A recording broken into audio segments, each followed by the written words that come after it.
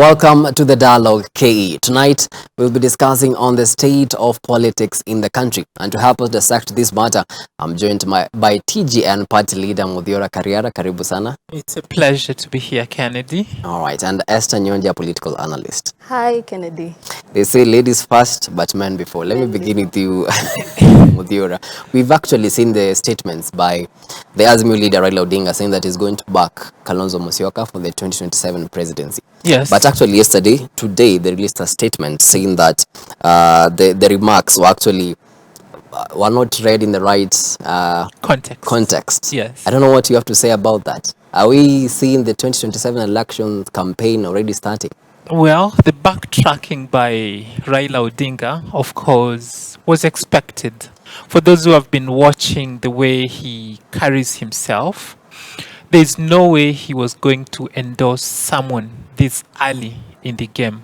What Raila Odinga was doing with regard to Kalonzo Musyoka's stature was trying to manage what the president had initiated. The president, in a way, wanted to dim Raila Odinga's chances of running in 2027 by forcing them to a corner where they will have to front Kalonzo Musyoka.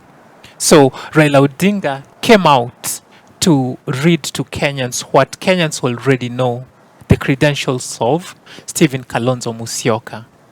But then, of course, I will say, it was put out of context. It's not that he was excited that he ended up saying everything that he said, but knowing Raila Odinga, he's not the kind of a person who would endorse someone unless there was a gun to his head, like it happened in 2002. Do you think it's the right time for the Azimio leader, Raila Odinga, to endorse Kalonzo for the 2027? Thank you for inviting me to this show today, Kennedy. Karibu. With the statement that happened at Oburu's birthday yesterday. He was turning 80 years, and the statement was said by Raila Odinga. I tend to believe that when someone is on that stage, you could be carried away by excitement. And because Kalonzo was there, Kalonzo is leading the he's the leader of Azimio in the National Dialogue Committee, Yeah. and he was there. I feel that was quite strategic because first, if you look at it, it was in Nyanza, where that is Raila's stronghold. And looking at the man Raila, who is very unpredictable, it's very difficult to know Raila's next move. He will say this today, he'll say this tomorrow. So yesterday he gave out those comments, and media picked it up.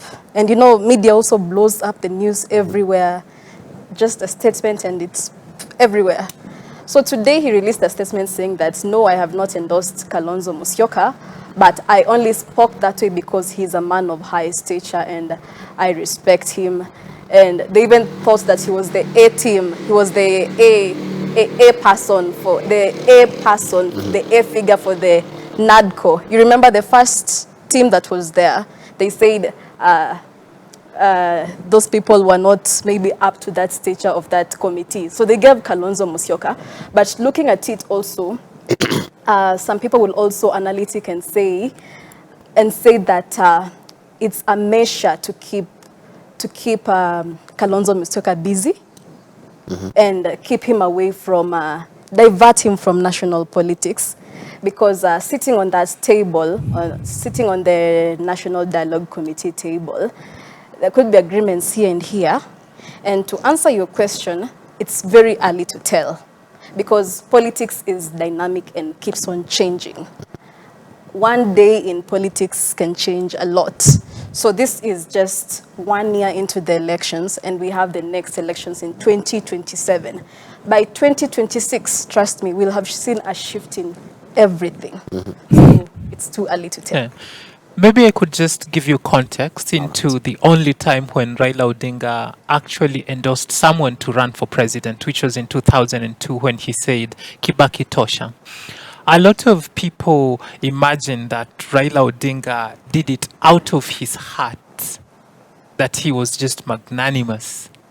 What was happening then was there was an impending fallout they had tried to negotiate on who the flag bearer was going to be, and they had not agreed after several sittings and discussions, like we've seen that happened in 2007 and then later in 2012, 2013. So the NAC, the Rainbow Movement or coalition, was about to crumble. And during that historic moment at Uhuru Park, in his wisdom, he knew we have to make a move right now or this coalition is not going to hold, because President Moi then was making plans to pull the carpet from beneath their feet. So without consultations, because it suited him then, Raila is a very calculative politician. He went ahead and said, Kibaki tosha. Right now, he does not have that kind of pressure. So he wouldn't mean a statement like the one that the media says he made yesterday. That, What if- clearly for me, I will say, was blown out of context. What if 4 years down the line, he actually means what he said? Judging by how history has been written in this country, I will tell you that Raila Odinga, given that he will be in good health come that time, Raila Odinga will be on the ballot. He will not endorse anyone to run while he's able to make a shot at it. We saw Raila Odinga have Martha Karua as the running mate. But right now we've seen more of Raila and Kalonzo, even in many forums. Do you think maybe this is going to be the ticket come 2027 for the Azimio team? Or we are going to see a different shift of the game? Well, you first asked him, what if he said comes true at that time that Raila backs Kalonzo Musyoka in 2027? Looking at Raila Odinga's history, many people want to look at him and say, and ask themselves so many questions. Why has he not mentored politicians? But some people say that, yeah, he has mentored some politicians to be where they are, and then at the end of the day, they betray him. They leave him alone. Look at, they were once friends with William Ruto. So many politicians have been mentored by Raila Odinga. But when it comes to, I don't know, when it comes to that place where some betray him, some will go with him to the end. Now, Raila's shoes are really big to fill. They are very big shoes to fill. And looking at if he's not going to vie for that position, then he backs someone. It would be something great to do. It would be a strategic. It would be a strategic move, and it would be a very fair competition. It would be a fair election to face the president right now, because I believe a backing by Raila Odinga would really Change the game. change the game. Change the game. You know, Raila has organic supporters. Raila has he has a huge following. He's influential. He's charismatic. So I would be happy if he handed the mantle to Kalonzo Musyoka. And you see, even in 2022, Kalonzo Musyoka was one of the candidates that were potential candidates for the deputy president's position. But I think they wanted to play the gender factor to bring in Martha Karua. But looking at the stature of Kalonzo Musyoka, I believe he's a good fit. So we're good to go. Let's shift gears now to the Kenya Kwanza coalition. And we've actually seen alleged fallout between the deputy and the president. Have that been close? Alleged. Alleged. And we've seen actually the deputy president actually defending that there's no rift between him and the head of state. Yeah. What do you have to say about that? Well, there was a time when we were told there was no Kieleweke and there was no Tanga Tanga. But as time went by, it all was revealed that the divisions actually existed. In the statements being made right now in the Kenya Kwanza House, we should read more into what's not been said rather than what's been said. You see, it's only the guilty who run, or the old who cringe when or complain when a talk about bonds is begun. So when you see Rigathi going on the defensive, it's because he knows the reality, which is the center is no longer holding. The influence, the support he had on the president has been waning. And this is expected in politics. Politics is dynamic, interests change. And at the moment, I believe that what Rigathi Gachagua was bringing to the fold has, in a way, waned. And so it's possible there are other players who are more influential who are eating into his stuff. So when you hear him speak out, he's trying to assert that he's still as valuable as he was, that he's still as close as he was to the president. But in reality, it's not what it used to be. All right. Esther, the transfer of CSs, the cabinet reshuffle has actually brought about a lot of topics of discussion among the political circles, and the prime cabinet secretary being given more responsibilities. I mean, many people have actually alleged that he's actually been groomed, maybe for the future. I mean, what do you have to say about that? I wouldn't be surprised.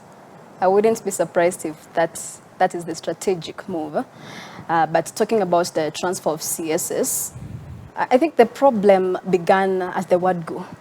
When the president was appointing his cabinet secretary, he based more on rewarding his loyalists than looking at the competence.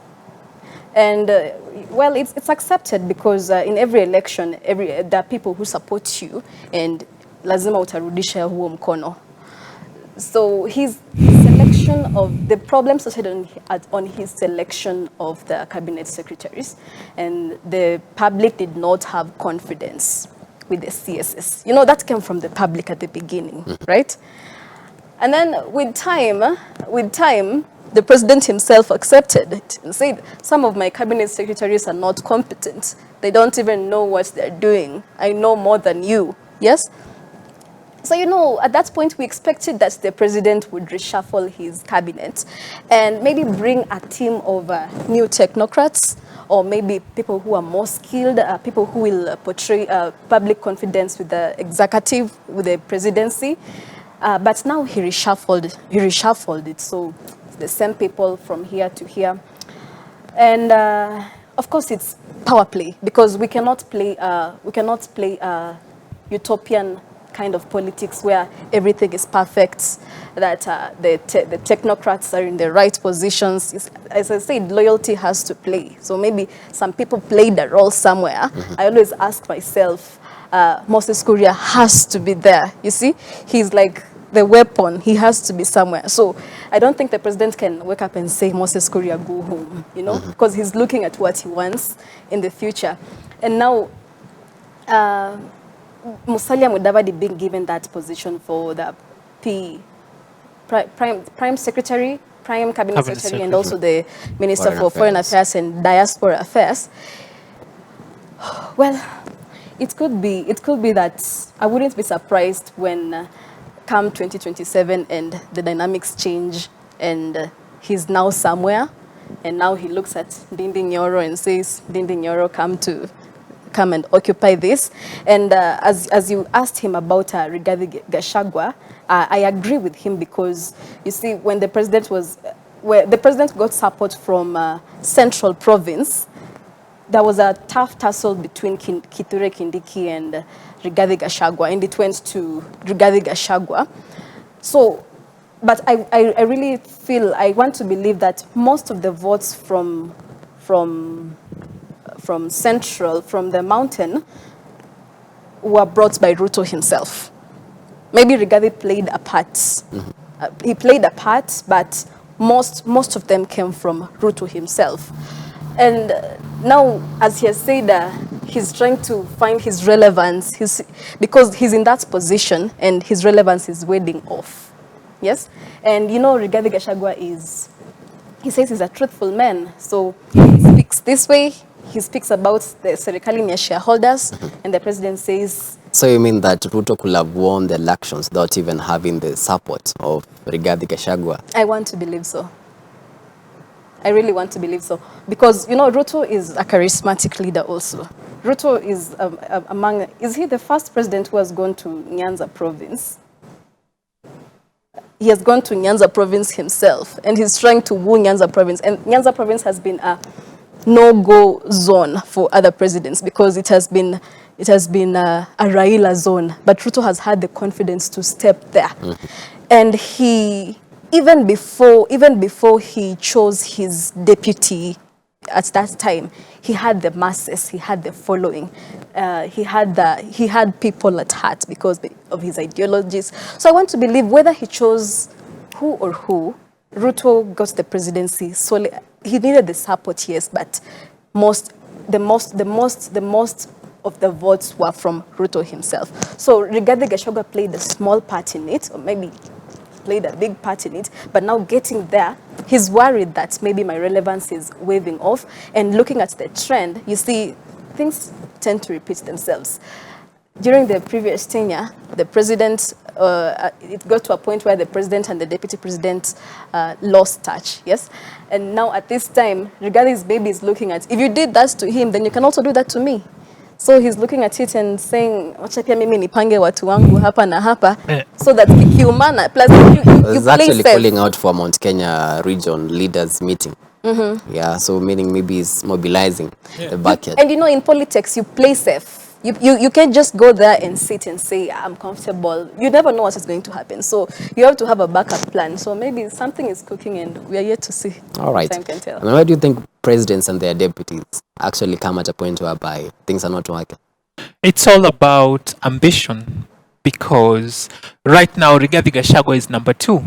There's only one position he would wish to occupy, and that's the presidency. We have an election to go, and should Ruto opt for someone else, then Rigathi would obviously oppose such kind of a move, because he can't step down given how our politics is set up. So in a way, if he's not managed well, he's a threat. He's a cannon that's waiting to explode. So that friction always exists, especially when those holding those offices are not there to serve the purpose for which they were elected, which is to deliver to the people. Exactly. This government is rode on a promise to change Kenyans' lives, but they have not done that. Their focus has been elsewhere to date. We are almost doing a year and a half, yet we cannot see the fruits of their labor as had been promised. So when things start falling apart, believe me, the casualties will be the likes of the deputy president. He'll be the first casualty. The guilty, as I say, are always afraid. I'll take you to a recent story about a cabinet secretary who was fired. His name was Mwangi Kiunjuri. First, dockets or portfolios were taken from his ministry. They were moved around, and then after that, the influence he had was watered down. And then what followed was his ejection from the cabinet by the former head of state. The rearrangement we have seen is preparing us for people who are going to exit the cabinet. To be sacked. So it's only fair that Rigathi Gachagua talks when we can still listen, because there's a time when his cry will come too late. All right. These are all allegations. Let's wait and see if maybe it will come to the light. Where there is smoke, there is fire. And we did not start the fire. So he knows what's coming. It's just the same way I've said when we say we were skeptical about our CSS. You see what has happened. Dalili ya mvua ni mawingu, as they say. Now let's move on to the national dialogue. Actually, both teams have agreed on 3 main issues. That is the 2/3 gender rule, the establishment of the prime CS office and the leader of opposition, and the fidelity of political parties. What many Kenyans are asking, these talks were to enable Kenyans have a discussion on the high cost of living. Yes. But we have not seen any in the three main issues. There is the third one you have mentioned, and I would like you to repeat so we can begin with that. The fidelity of political parties. Yes. There's also a reconstitution of the IEBC. They've also agreed on that to increase the numbers from 7 to 9. Yeah, sure. Yeah. So, about that, let's tie that to our discussion tonight. The president, just the other day, was doing what he says in Swahili, alikuwa anapanga opposition by imposing Kalonzo Musyoka As their flag bearer. Yes. That in itself is an assault on democracy because he's from a different fold.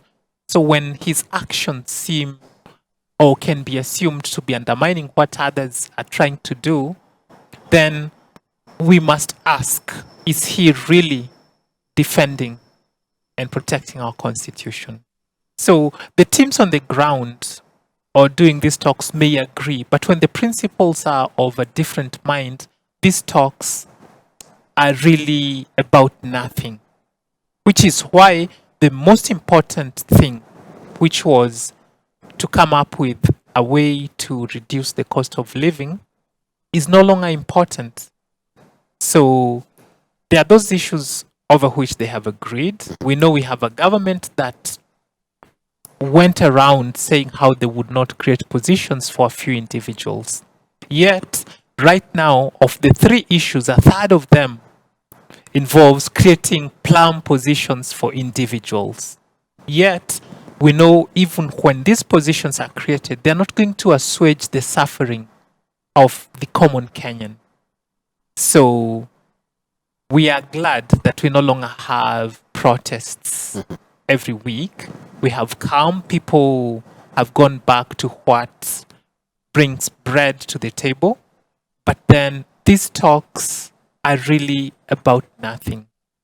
The institutions that are constitutionally protected and created should have been allowed to handle whatever issues there are. So I would say these talks should have happened before the protests came, before the police brutalized Kenyans, before properties were destroyed. But it's a good thing. That's what politicians do. They use us, the common wananchi, as fodder for their interests to be taken care of. And they seem to be pretty well taken care of at the moment. All right.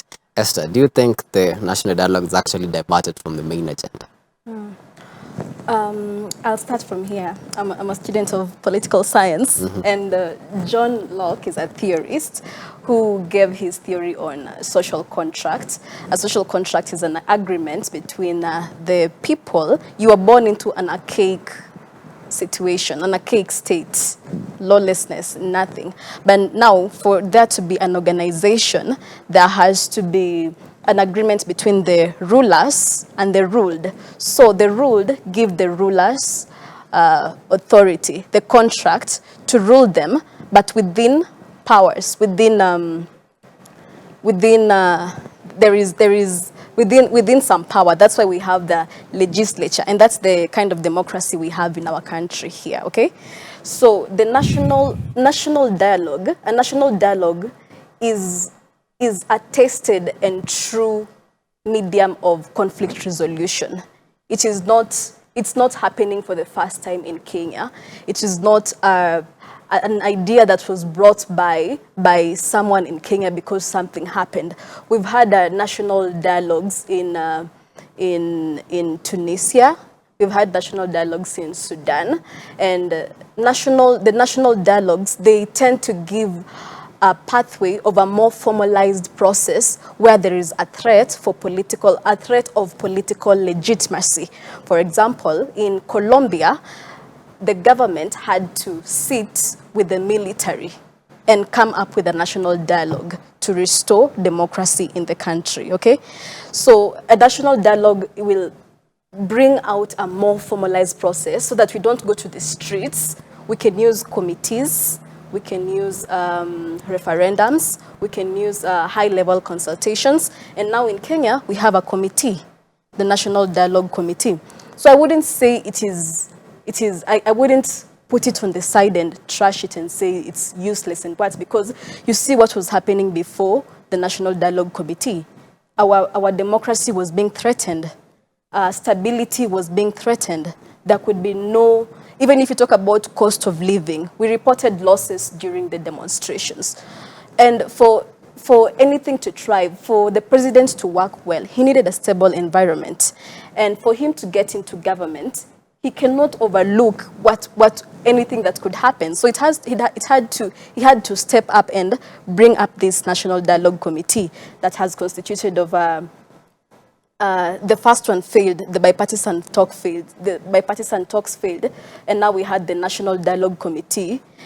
We saw both leaders of the houses, the minority and the majority, agreeing for the first time in parliament that let us constitute this. And it's even backed by parliament, because now they have to ask for, they have, I think they have 15 days to complete their work, but they have to go to parliament to ask for an extension of 30 days for them to complete their work.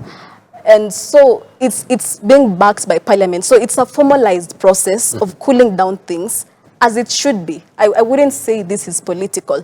Now, about the issues that are entrenched in the National Dialogue Committee, cost of living was part of that, yes, because cost of living will affect every other thing. It will affect the politics, it will affect every other thing. And we've had other, what is your question again?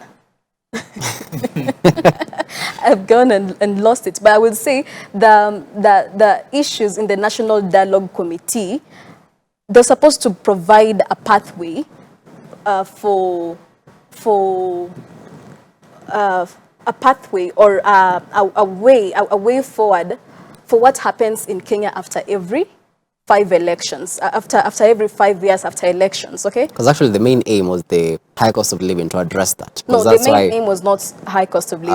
Kenya Kwanza came up to protest in the streets. They were actually complaining of the high cost of living. Yes, Kenya, you know, it was just the demonstrations were, because you remember when they started, they had the audit of the 2022 elections. Yeah. Reconstitution of the IEBC. They had so many things, but they agreed. The goalposts kept shifting. It kept shifting, but now they finally agreed. Did not have a clear goal when they began doing this. Number one, when they initiated, they were not sure that Kenyans would follow through. But then, after they called Kamukunji 1, Kenyans showed up. But Kenyans wanted them to address the high cost of living. So, as they kept shifting the goalposts, we find ourselves here today where the driving force, that which took Kenyans to the streets, is no longer on the table. No. It's now just a by the way. Now let me finish what I was saying. The goalposts kept on changing, but for it to go to parliament and be backed by the Azimio coalition, you remember Azimio had its points, and Kenya Kwanza came up with its points, and the points were cost of living, all right, and social economic issues, 2/3 gender rule, national unity and governance, check and balances in government, electoral justice, entrenchment of CDF, NGAF, Senate oversight, entrenchment of the leader of opposition, entrenchment of the prime CS. Yeah. So each side came up with their points to come and negotiate to see what you're going to agree on. And remember, there are also other stakeholders who were invited to give their views in the National Dialogue Committee. There were the traditional actors, there were investors, there were business people. But Kenyans are actually protesting the high cost of living. Yes. And that's why they actually initiated the dialogue, to be able to calm the protests.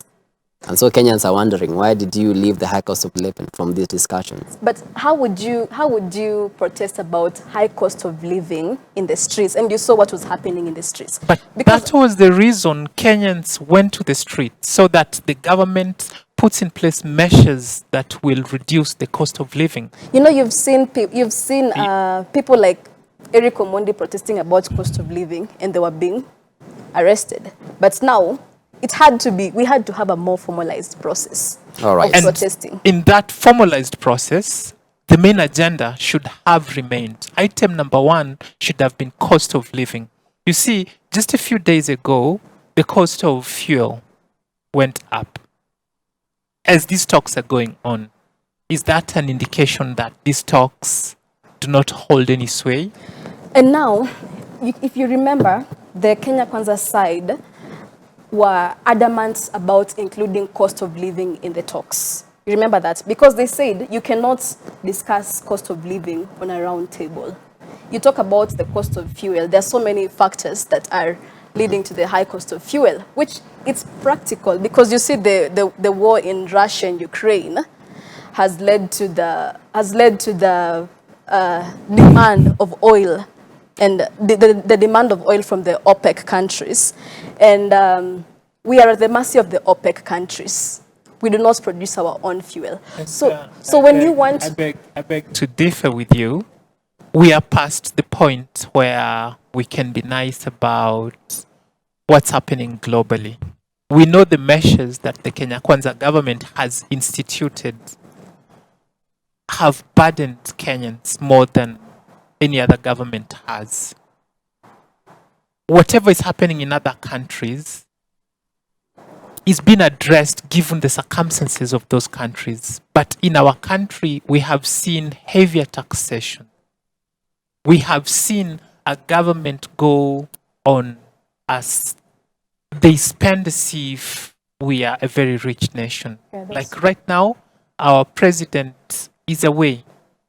He says that an entourage of those traveling abroad should not be more than 3. Yet when you look at the people who are accompanying him, It's actually doing the opposite. yes, you look at what the Nairobi governor did the other day, and it flies against whatever they are saying. So let's just face it, these talks are not about addressing what's affecting the common mwananchi. But they are These talks coming are- down the situation that we have in the country. And the situation we had was brought about by these two protagonists who have a monopoly of violence. One that is legally given to them by dint of them being head of state, and the other one by the influence he has on the people. Cost of living. All right, as we That conclude, because time remains is the not main on our side. agenda. And as long as it's not been addressed, as long as every other day the cost of living will keep increasing, these talks are not All helping right. anyone. Well, As- you're as- not as giving we- us the time. as I we really conclude- disagree. I strongly disagree. I mean, it's all right to agree to disagree on the matters. And as you conclude, I mean, what can you say is the state of our politics in just one word? I will go back. The state of our politics right now. You saw what was the president went in and said, "I am going to lower the prices of So I'm going to lower the cost of living," and that did not happen. And there were demonstrations. There was mayhem. There was a situation that we wouldn't want to know where we were if we did not have these talks. Because I always say, if we did not have these talks, if we did not calm down that situation. And remember, I said a National Dialogue Committee is a form of conflict resolution.